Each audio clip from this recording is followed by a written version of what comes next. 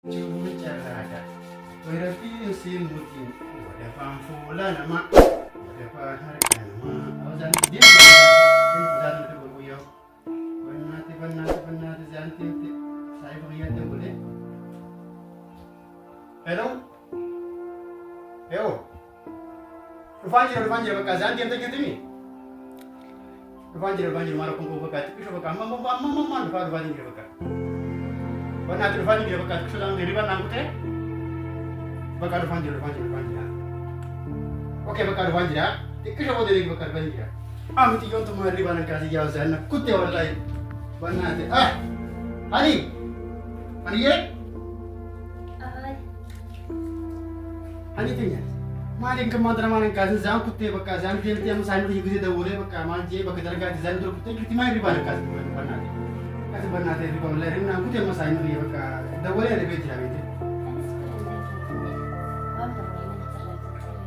itu riba sing kutte mara kon kamu bakal mazan tirti jirtin tema bosa tu kunakan bakal male kali kita ada bodi jangan kecil kecil kita kena duit tu berarti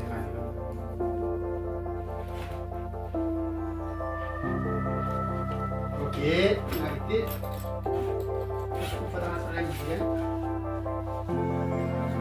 saya sudah bilang dia mau nanti lagi sih terus kerja kakek mana beritan Hani bakal beritan Hani tanya Wali sedang berbeda, anak kau berita.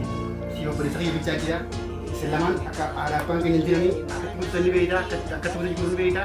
Kamu cakap macam kita, orang kita berlalu ada bersungguh tu. Kaisa tu jual yang ganda kana berbalik lagi pertama tahu musuh tu. Ada lagi je, tulis lagi je. Kita dia beri sukti, amal le jual yang ganda kana kata kemana ni, bukan negara nanti sini. Kau buat betul betul beli.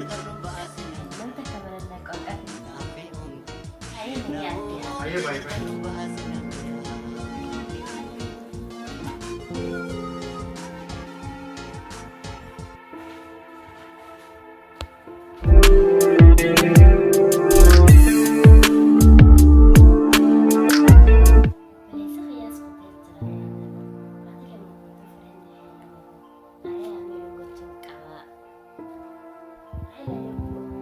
Ini lebih ya.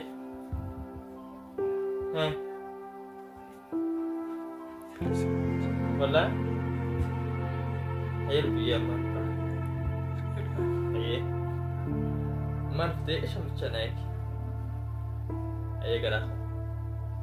Ayo. Ya Rabbi ko tagasulan namne. Male abrin naman mantane. Operasi sih gudang terpelasan menerap tindakan lagi yang menerapkan negara sendiri nunggu juga lah online deh. Iron ini dia sampai anak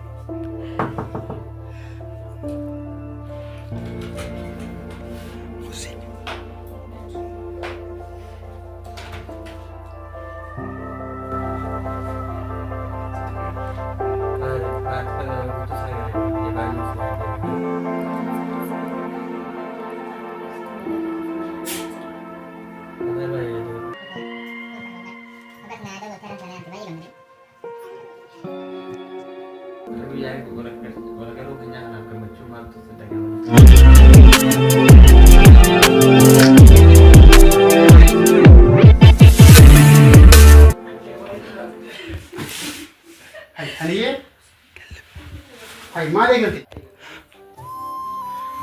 Hani Ucapan wajib mai gate Ucapan amani sin jemu terjuk ucapan kita kena kuning beratu Ucapan kuna kena baru ucapan sin kabu pakai no kaitan kamri imana sedih sih ani sedih Oh mari sebut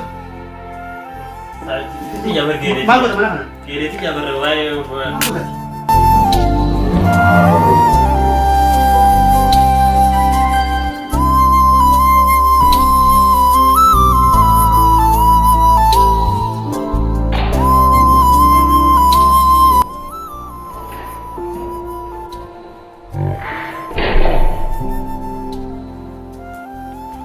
kata apa tuh?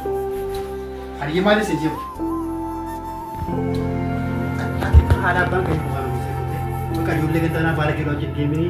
Maka dia baru misalkan aku sampai di sini jenen. Sini jenen mana? Ani emang tadi aku ketika mau jual kita nak balik untuk ante jual kita nanti jual jente. Jual ada kan berarti jual semua secepat aja. Asyik tuh benar benar semua saya tuh sedang. Ikan ini. Boleh kan selama kena jira, belum sakit urte, jabatnya itu kapten mana malah itu jual kita nanti uji balik. Akhirnya jual lewat kan berarti jual semua secepat aja jadi hati dia karar dapat. Hampir bisa lepas hampir sih ucapin tuh orang lepas jira. Mana tadi dia kuat. Memang mau tadi, mana dapat dia punya. Kami jual dengan orang soal mana kena jira, kami jadi kucing mana barang yang tu gede. Tapi mana nunjuk.